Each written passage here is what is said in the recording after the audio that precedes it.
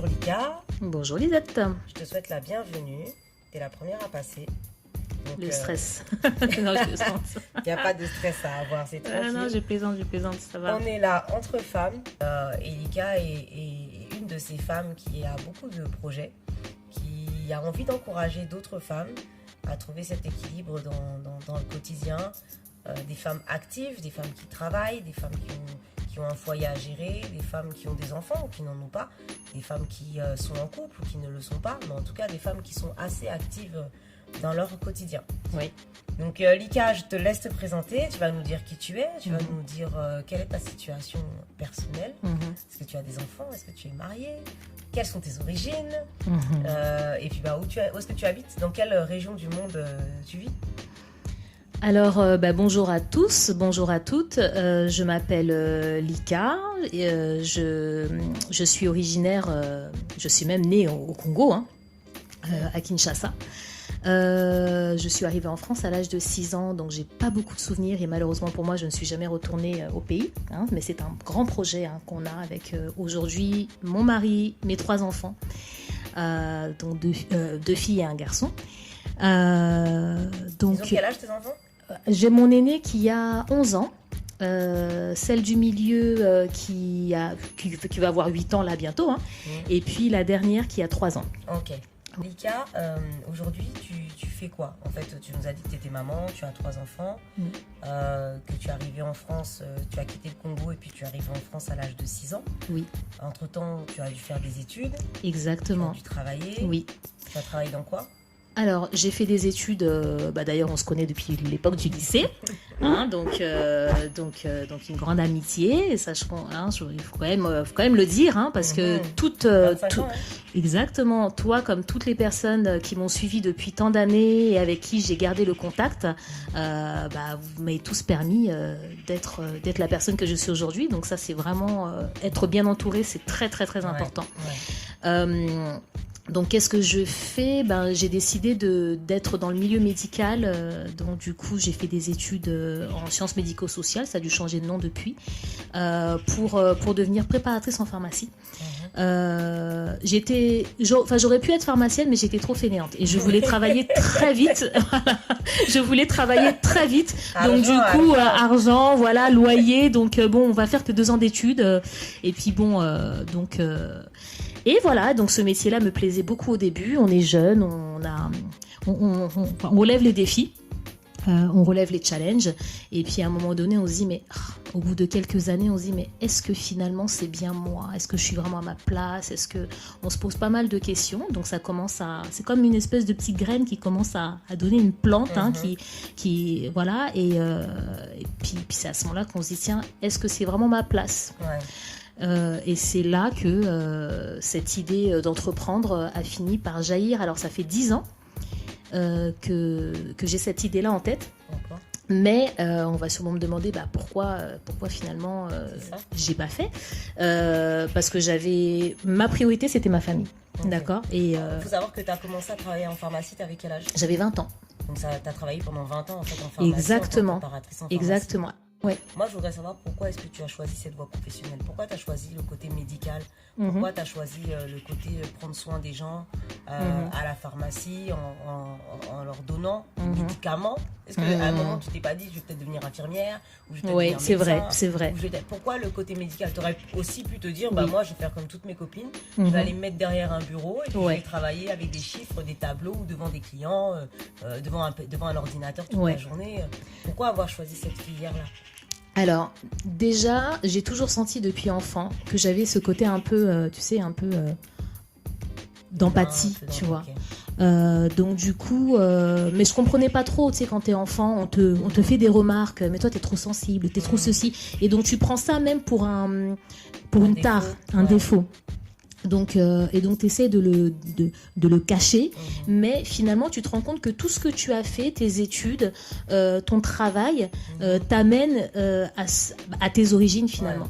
Et donc du coup, pourquoi je suis devenue préparatrice en pharmacie ? Certes, on délivre des médicaments qui sont sous traitement médicamenteux, mais pas que. C'est-à-dire qu'on accompagne les gens, on leur donne des conseils, on les soutient. Moi, je pense que j'étais vraiment bonne à ce niveau-là, plutôt que dans la vente, parce que du coup, je leur vendais pas grand-chose. Je leur vendais des conseils. Mais voilà, mais ce qui me satisfaisait, c'était de les voir revenir et de me dire merci. Voilà, juste ça me faisait... Mais j'ai une question, ça veut dire qu'en fait, les gens venaient à la pharmacie pour acheter des médicaments, Oui. pour venir chercher des médicaments, et en fait, toi, tu faisais perdre de l'argent à la pharmacie, ou c'est comment? Bah non, parce qu'au final... Quelqu'un venait pour une crème d'eczéma avec de l'eczéma, et puis toi, tu lui dis, non, va plutôt mettre telle plante sur ton bras, c'est comment? Eh ben non.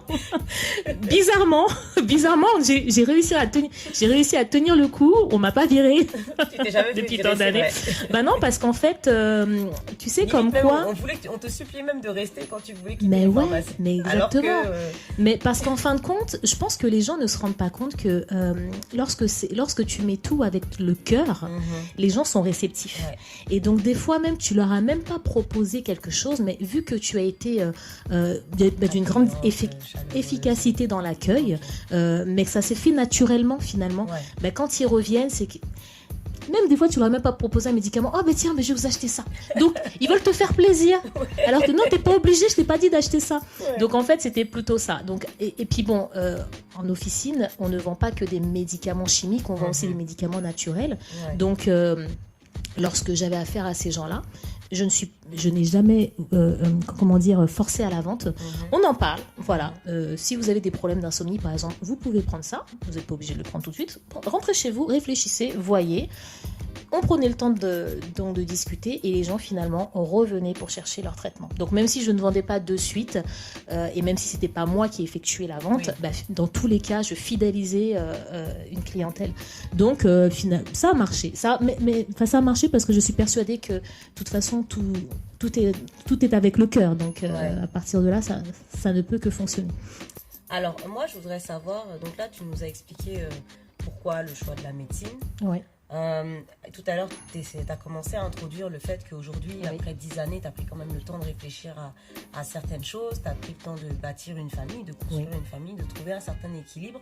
Et quand enfin tu as eu la sensation d'avoir mis les choses dans les cases, là tu t'es dit, maintenant je vais franchir un cap. Ce cap, c'est l'entrepreneuriat. Donc pourquoi aujourd'hui tu décides d'entreprendre? Qu'est-ce qui t'a amené à prendre cette décision aujourd'hui d'entreprendre en fait? Alors déjà, en fait, est-ce que tu as eu des difficultés? Est-ce qu'il y a des difficultés dans ta vie en fait, qui à un moment on fait mûrir cette discussion ou des rappels, des moments, des choses par rapport à ta vie? Franchement, qui sont venues aujourd'hui à arriver là? Franchement, je crois que c'est un tout. Je savais qu'un jour j'allais passer par cette étape, mais je ne savais pas quand et je ne savais pas comment. Est-ce que c'est parce que dans ma famille, il y a beaucoup de personnes qui entreprennent? Je ne sais pas. Mon père, d'ailleurs, avait une société, etc. Je ne sais pas. Donc déjà, il y a peut-être ça. Il y a peut-être aussi le fait que, déjà, dans mon secteur d'activité, je ne m'y sentais plus assez bien. J'avais envie de faire plus et d'une autre manière. Ok. Alors, plus et d'une autre manière. Exactement. Dans ton secteur. Donc, dans tu mon voulais secteur. Révolutionner le secteur de la pharmacie, quoi. Le secteur médical, tu voulais refaire à ta façon? Eh bien, pas le secteur médical, parce que finalement, je me sentais plus aussi bien dans ce secteur-là. Pour des raisons personnelles, je suis pas là pour faire la guerre à l'industrie pharmaceutique. Mais voilà, j'ai trouvé que c'est quand même un monde très spécial, c'est très capitaliste, c'est très donc du coup je me sentais plus à l'aise dans cet univers et en fait j'ai préféré, moi j'étais plus dans la tchatch, même si je suis timide, mais par contre quand je vois quelqu'un heureux lorsque je lui donne des conseils qui lui font du bien, là par contre là les mots ils sortent tout seuls et donc du coup j'étais plus à l'aise là-dedans. Et donc dans le fait de vouloir accompagner, dans le fait de vouloir aider, donc c'est pour ça que j'ai choisi la voie dans laquelle je viens juste de démarrer actuellement. En entrepreneuriat, oui. Et au niveau de l'entrepreneuriat, là tu t'es lancée dans quoi? Alors je me suis lancée dans le service à la personne, oui, comme par hasard. Comme par hasard. Voilà, donc je cherchais un métier non médical où je pouvais effectivement apporter une aide supplémentaire. Donc j'ai décidé de créer ma société et là actuellement je suis en train de chercher du personnel qui qui respectent les gens et qui sont là pour concrètement aider, travailler et aider en même temps dans leur travail, dans leur efficacité, dans leur professionnalisme. Notre but, c'est de soulager un maximum. Ouais. On va y venir ça aussi sur ce côté un peu soulager la personne avec le personnel, le type de personne que tu veux recruter. Je voudrais savoir, donc tout à l'heure on a parlé des choses qui t'auraient mené dans ton enfance peut-être à aujourd'hui devenir entrepreneur. On discutait un peu off tout à l'heure et puis tu me parlais du fait que tu as eu aussi cette phase où tu as beaucoup déprimé, tu as eu une courte phase quand même, mais dans laquelle tu as beaucoup déprimé. Tu peux nous en parler un petit peu de ce moment, de cette période? Tu penses que c'est quelque chose que tout le monde peut traverser ou c'est un type de personne en particulier mais qui non. est passé par là? Non, enfin, vraiment. Tu devais en avoir beaucoup des personnes. Oh là là. Oh là là là là là là là là. Non, vraiment. Mais alors, il faut pas croire que c'est que des Noirs ou des Blancs ou des Chinois ou tout le monde, en fait. Là, il faut vraiment se rentrer en tête. En officine, je l'ai vu, il y avait des tontons, des tantines, d'accord, que je ne connaissais pas, mais qui étaient dans cet état-là. Il y avait des Blancs, parce qu'on dit souvent, non mais ça c'est des trucs de Blancs. Non, ce n'est pas vrai. Ce n'est pas vrai. C'est tabou, mais il faut arrêter ça. Non, il faut dire que ça existe pour justement pouvoir mieux appréhender cette pathologie et dire aux gens, tu n'es pas seul. J'ai connu la même chose que toi et tu vas y arriver et tu vas t'en sortir. Mais il faut pas que ça dure en fait, il faut pas que ça traîne. Les gens quand ils venaient en pharmacie, ils avaient honte d'être dans cet état ou ils venaient... Non, parce que tu sais, la plupart des gens quand ils viennent, alors tu sais, c'est incroyable, mais alors les blancs non. Les blancs ils parlent, il y a pas de souci. Et justement, c'est pas plus mal. C'est pas plus mal parce que justement tu les aides beaucoup mieux. Par contre, malheureusement, les Africains, ils ont du mal à lâcher. Vraiment. Chez nous, c'est un gros souci. Ils ont du mal à lâcher. C'est pas que je vous dis de nous raconter vos vies, mais c'est que tu vois, j'ai une anecdote. J'étais tombée sur. Alors là, c'était pas une africaine, c'était une antillaise. Et elle vient, je voyais sur sa tête que ça. Attention, je viens de la Martinique. Donc non mais moi, je vais écoute, chez moi après. Mais oui, mais tous Martiniquais, Guadeloupéens, tous, on est tous dans le même bateau. Et donc cette maman là, elle n'était pas bien, mais je sentais, tu vois. Donc elle était venue chercher son traitement et tout, mais ça ne voulait pas sortir. Et à un moment donné, je l'ai regardée, j'ai dit vous allez pas bien. Elle est venue avec son ordonnance. Elle est venue avec son ordonnance pour autre chose. Voilà. Non, pas pour antidépresseur ou quoi, parce qu'elle avait des problèmes de tension, de cholestérol, tu sais, liés à l'âge, etc. Mais je sentais que il y avait un truc, et puis tu vois, il y avait un truc qui me disait, je ne peux pas la laisser partir comme ça. Il faut que ça sorte, tu vois. Et puis à un moment donné, je l'ai regardée, je me suis bloquée. Je l'ai regardée comme ça. J'ai attendu que ses yeux se lèvent vers les miens, puis j'ai dit, vous allez pas bien. Ouais. Comme ça. Voilà, vous allez pas bien. Je sens que ça va pas. Et là, ses yeux se sont remplis de larmes. Et puis elle m'a dit, oui, effectivement, ma fille, c'est difficile. Et elle a commencé à déballer. Et je lui ai dit, mais vous savez quoi, n'ayez pas. Et puis tu sais, à un moment donné, elle m'a dit carrément, j'ai honte. Ah ouais. J'ai honte. Qu'elle avait honte d'être. J'ai honte d'être dans cet état-là. Parce que tu vois, tu es plus jeune que moi, je suis plus âgée que toi. J'ai honte d'être dans cet état-là devant toi. C'est très culturel. C'est très culturel chez nous. Exactement. Pas montrer ses faiblesses aux plus jeunes parce qu'on doit garder la tête. Mais oui, mais là, il n'y a même pas question de plus jeune. Tu es en face d'un professionnel, en fait. Donc quand tu es pris en charge par un docteur qui a une vingtaine d'années et que tu as 40 ans passés, tu vas lui faire confiance. Tu vas pas dire, non, mais t'es trop jeune, donc ne me touche pas. Donc, c'est pareil, en fait. Donc là, je l'ai écouté et franchement, je me suis dit, ok, non, il y a un gros souci chez nous. Et en fait, le fait d'avoir déballé, d'avoir donné le peu de conseils que je pouvais lui donner, de lui avoir dit mais ça va aller, j'avais même envie de l'appeler maman. Ça va aller. Quand je l'ai vue partir, déjà mon cœur s'est rempli de joie.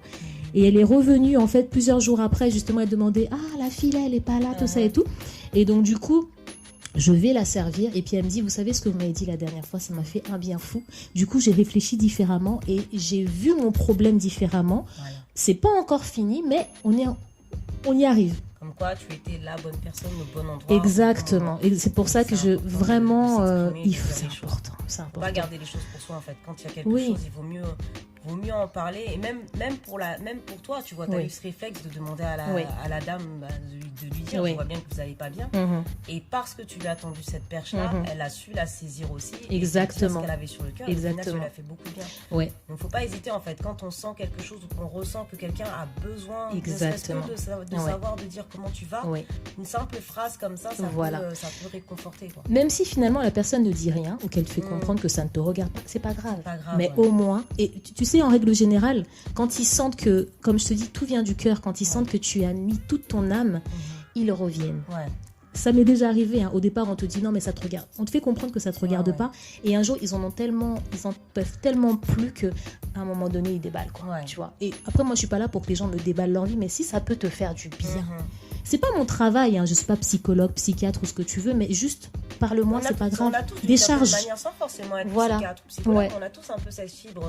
Enfin, je pense, hein, en tout cas, les personnes qui ont un minimum de cœur et d'humanité ont quand même cette fibre de se dire, quand je vois que quelqu'un ne va pas bien ou ne se sent pas bien, exactement. Je vais quand même essayer d'être cette personne à qui peut-être elle va pouvoir parler ou peut-être qu'il va pouvoir lui apporter un petit soutien. C'est juste se décharger.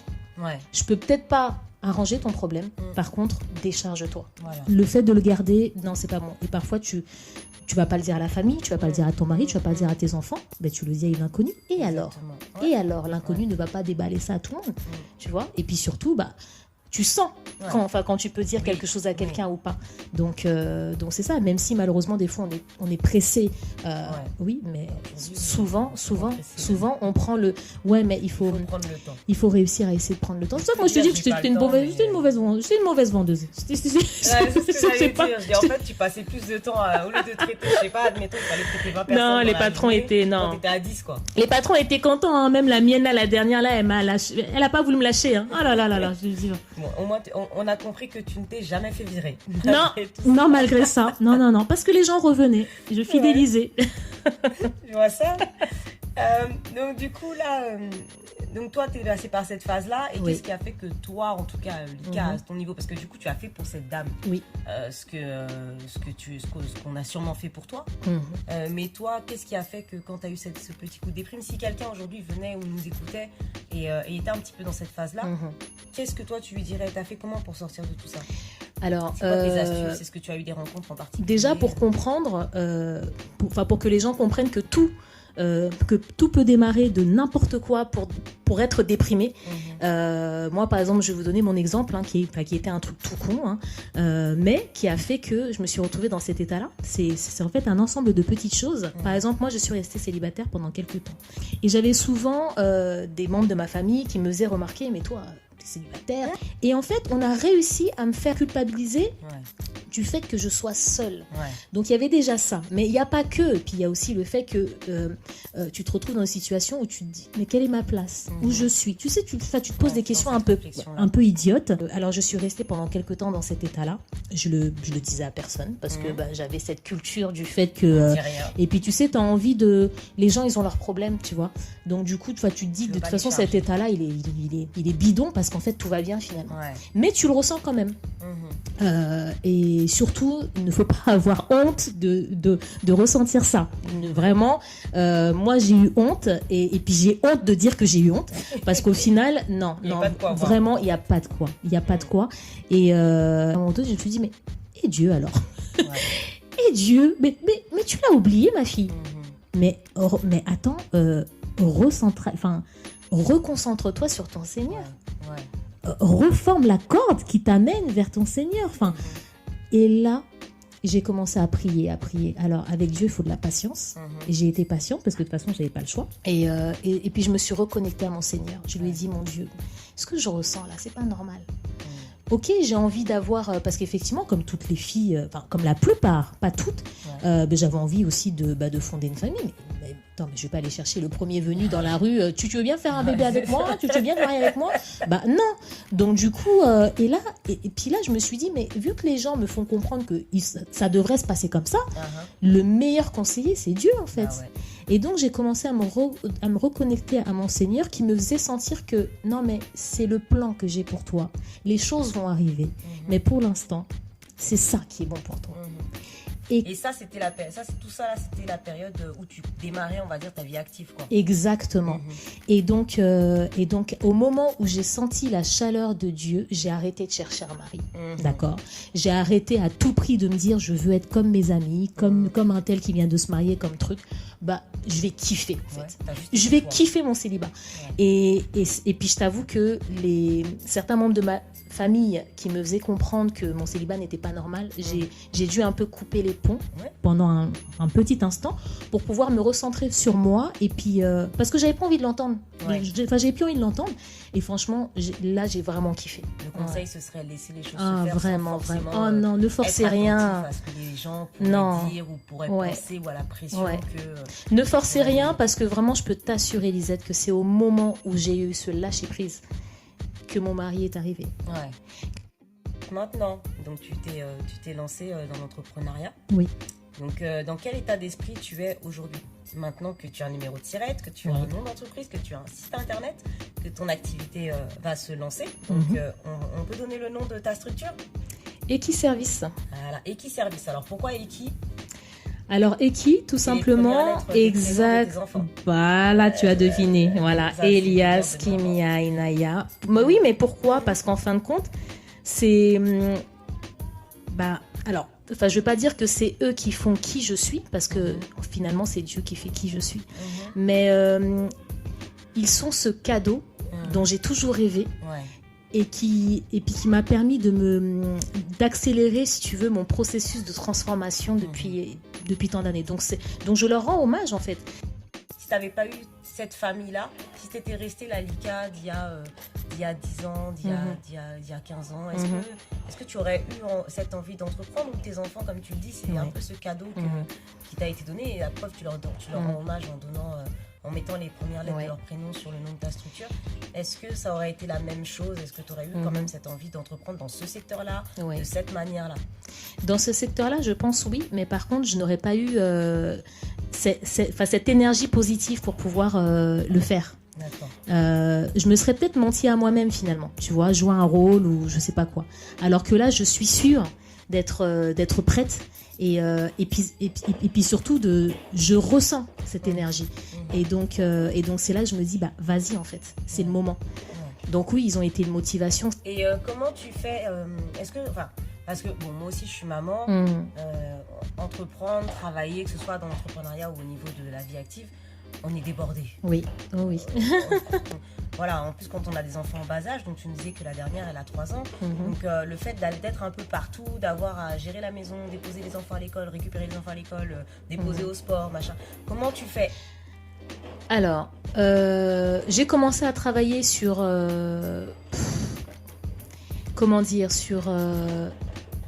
sur moi, en fait, sur mon moi intérieur. Comment dire? Alors déjà, de par mon travail, j'ai eu affaire à des personnes qui étaient dans certains corps de métier, comme des professeurs de yoga, par exemple, ou autres, et qui m'ont fait... Alors moi, ça me faisait très rire au départ, et au final, ils m'ont juste dit, essaye, juste essaye. Et donc, je me suis rendu compte que oui, effectivement, on pouvait se recentrer sur soi-même avec de la respiration, avec des postures, avec du calme, en écoutant les oiseaux, en regardant les... Et le truc où ça me faisait délirer, au final, je me suis rendu compte que ça m'a fait du bien. Donc, pour pouvoir tenir, effectivement, pour répondre à ta question, j'ai commencé à procéder à certains exercices physiques. Je me suis remise à courir. Là, ça fait 2 mois que je cours pas, ça me manque, mais parce que je suis très occupée. Mais justement tes démarches. Voilà. Mais mon objectif, c'est de reprendre, parce qu'en fait, je me rends compte que une fois que j'ai fini ma course, mais j'ai l'impression d'être une superwoman, en fait. En sachant que je précise quand même, parce qu'on se connaît depuis longtemps, moi j'aime pas faire de sport. Tu n'aimais pas faire de sport. Donc quand Lisa m'a dit qu'elle commençait à courir, j'étais choquée. 10 km, Lisette. Et maintenant t'es prête pour le marathon de Paris. Je suis passée de je suis toujours choquée par 1 km à 10 km. Qui m'aurait dit qu'un jour tu vas faire 10 km, meuf? J'aurais jamais. Donc c'est-à-dire que pendant au moins 2 heures, c'est ça. Tu cours, tu vois des arbres, des gens, et tu cours. Et même toi dans ta tête, tu dis mais en fait je vais où? Je cours, mais je vais où? C'est quoi mon objectif, en fait? Juste, t'es contente de courir, quoi. Mais juste, grave, en fait. Que ça il y a 10 ans? Mais non. Alors. Mais en fait, c'est vraiment la sensation de te dire, je relève un défi. Et tu sais, pendant que je cours, donc j'écoute ma musique, j'écoute du Beyoncé parce que elle, vraiment, son dernier album, là, ça te donne la pêche. Mais pas que. Mais surtout, pendant que je cours, au moment où je me dis, j'en peux plus, à 1 kilomètre, mon Dieu, donne-moi le courage. Boum, je repars. 2 kilomètres, mon Dieu, donne-moi le courage. Trat. Donc, c'est comme si Dieu me... Prenez mes jambes et puis vas-y quoi, vas-y. Donc au moment où tu as envie et puis en fait l'énergie revient. C'est ça qui est incroyable. Après on va me dire ouais mais c'est psychologique, vous et votre Dieu. Mais non, il te donne parce qu'il sait que ce que tu fais c'est bien. J'essaierai mais je sais pas, je t'entends. Après attention de courir mais bon. Il y a la course mais il y a aussi la marche rapide. Oui, t'avais commencé par ça d'ailleurs. Voilà, en fait j'ai fini par la course parce que déjà j'étais pressée de rentrer. Parce que la marche rapide, quand tu fais 17 km en marche, parce que oui, non mais j'ai fait 17 km en marche rapide. Donc quand tu fais 17 km en marche rapide, ça te prend quand même 3 heures de ton temps. Ok, les enfants sont à l'école, etc. Mais tu dis bon, faut que je rentre pour le goûter, pour le machin, etc. Et donc je me suis dit mais comment faire pour finalement, tu cours. Maintenant faut courir. Et donc c'était très dur, mais au final en priant, et puis surtout c'est la sensation. Et tu sais parce que effectivement, j'invoque Dieu, mais je me dis aussi, tu es en train de construire quelque chose. Vas-y, fais ça pour ton entreprise. Fais ça. Et en fait, le courage que tu as là, c'est le courage que tu auras. Alors vas-y, va plus loin. C'est vraiment une préparation. C'est une préparation physique. Va plus loin. Et je peux t'assurer que quand tu finis ta course, des fois, même quand tu as fait 10 km, là, tu dis, mais en fait, j'aurais pu faire plus, mais bon, il faut que je rentre chez moi. Il faut que je rentre chez moi. Après 10 km. Je te jure. Mais non, mais parce qu'en fait, l'énergie revient, en fait. Enfin, c'est comme si tu étais en train de tu vois, tes batteries, tu es en train de recharger tes batteries à chaque pas. Et donc après, ce qui se passe, c'est que tu t'arrêtes et tu te sens mais puissante. Tu dis waouh quoi. Tu m'étonnes. Tu te sens puissante et puis exactement et puis tu dis ouais mais je vais bouffer le monde en fait. En gros c'est ça. Donc tu encourages les gens comme moi là qui n'aiment pas courir, qui n'aiment pas faire de sport. Non même nous pas. Encourage à faire quelque chose en tout cas à mettre un peu d'énergie, un peu de dynamisme. Exact. Genre recharger vos batteries et pour recharger ces batteries il faut faire une activité physique. Je dis pas de courir ou de faire de la marche rapide. Tu peux faire aussi ton exercice, tu sais comme je te parlais à l'époque. Des petits étirements. Mais par contre, le truc, c'est d'être stable. Tu fais tes petits étirements tous les jours et je peux t'assurer que ça te conditionne pour ta journée. Quoi. Tu t'es étiré les bras, tu t'es étiré, tu vois, la tête. Des exercices de vieille. Moi, j'ai commencé par ça. C'est par là. Donc, je pourrais arriver moi aussi un jour au stade des 10 bien kilomètres. sûr. Pour l'instant, j'en suis là. Les petits étirements ça va arriver. On étire les hanches, on étire les bras, on tourne la tête. Lisette, écoute-moi. Écoutez-moi, s'il vous plaît.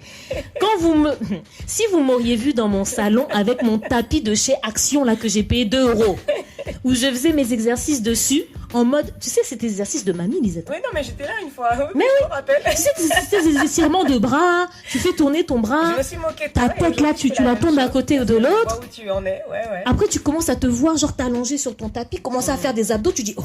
Donc, ça veut dire que là, je suis passée à un niveau au-dessus. Après, tu fessier, fessier, et truc et nana, et après, tu cours. Tu cours, meuf. Tout est possible. Tout est possible. En tout cas, moi, je sais que je me suis beaucoup inspirée de toi parce que quand j'étais venue l'année dernière, je t'avais vu faire tes petits exercices là, tourner la tête, lever les bras, gauche, droite, voilà. C'est ça. Mais... J'avais souri en me disant mais c'est quoi, qu'est-ce qu'elle nous fait là, ça sert à rien ce qu'elle fait. Mais quand je t'ai vu courir là, les 10 km, la marche, tout ça, je me suis dit franchement c'est Lika.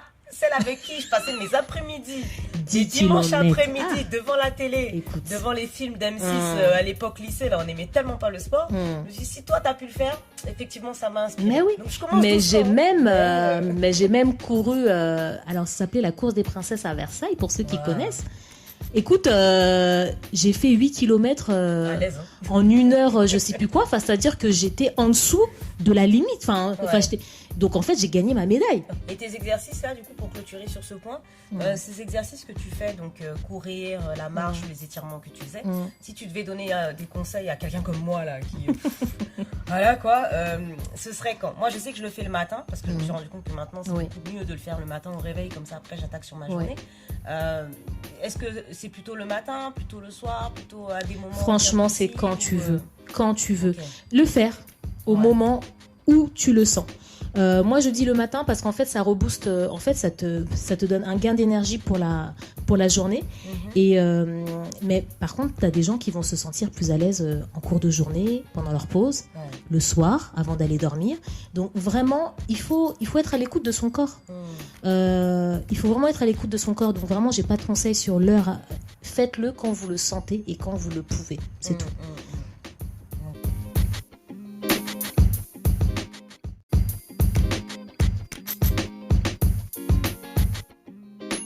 Tu nous as parlé d'Equiservice tout à l'heure en disant que tu as créé ton entreprise. Donc Equiservice, c'est quoi?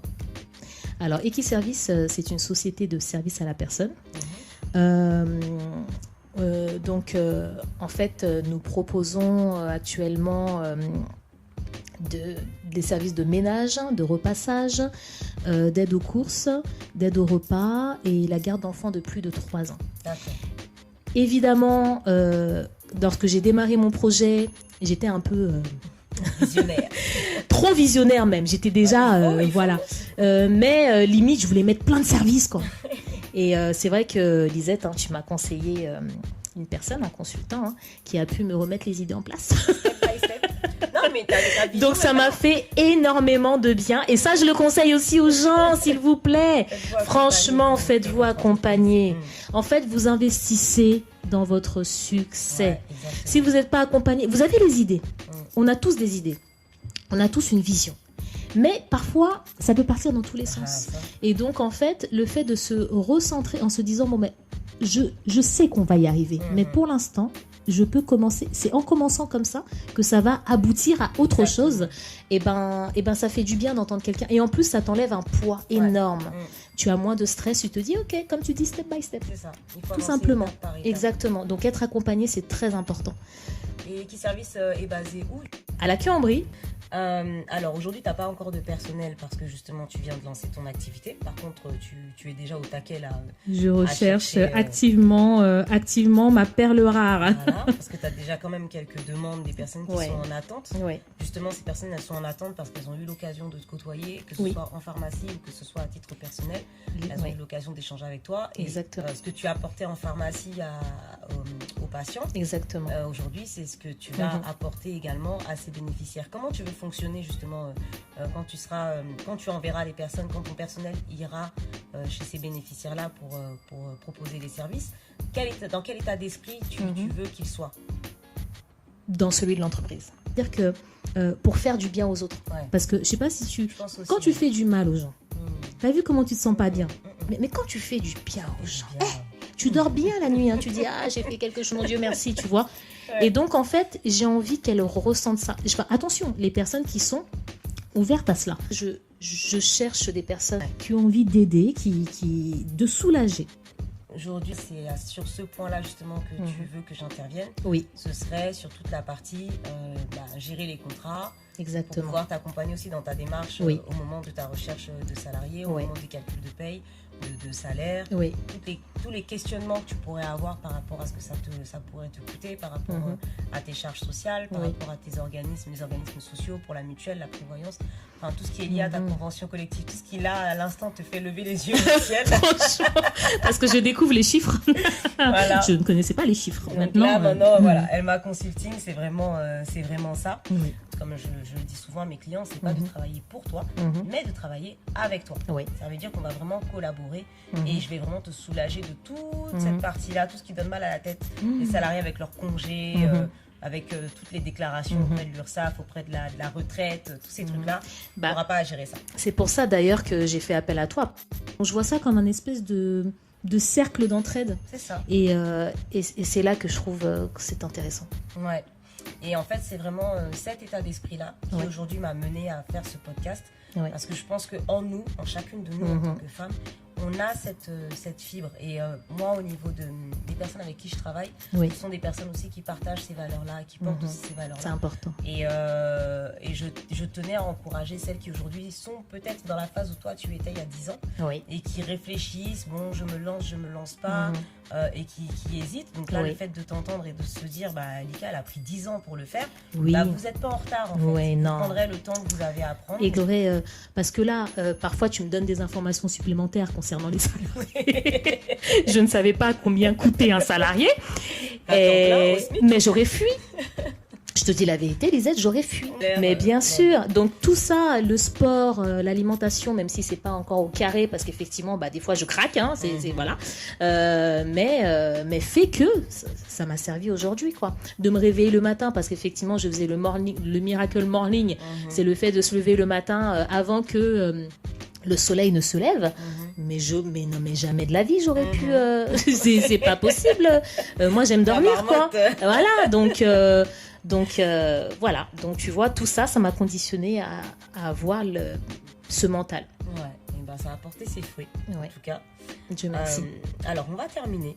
Si tu te retrouves sur une île déserte, ouais, toute seule, oui, pendant 3 jours, d'accord, tu prends quoi avec toi? Ah, de ton plein gré. Tu pars, tu laisses le mari, tu laisses les enfants, et tu pars sur une île déserte pendant 3 jours. Qu'est-ce que tu ramènes avec toi? Ma foi. Ma foi. Juste ta foi. Juste ma foi, parce que je sais qu'avec ma foi, je peux construire quelque chose sur cette île. Ah, c'est pas mal. Ok, il n'y avait pas de mauvaise réponse, c'était juste pour savoir. Ok. Ouais. Très bien. Écoute, merci Lika. De rien. Merci beaucoup. Et puis on se retrouvera pour un prochain podcast, sûrement avec toi pour l'alimentation une prochaine fois. Pas de problème. Et la prochaine fois avec une autre invitée. D'accord. Bye bye. Merci Lisette. De rien.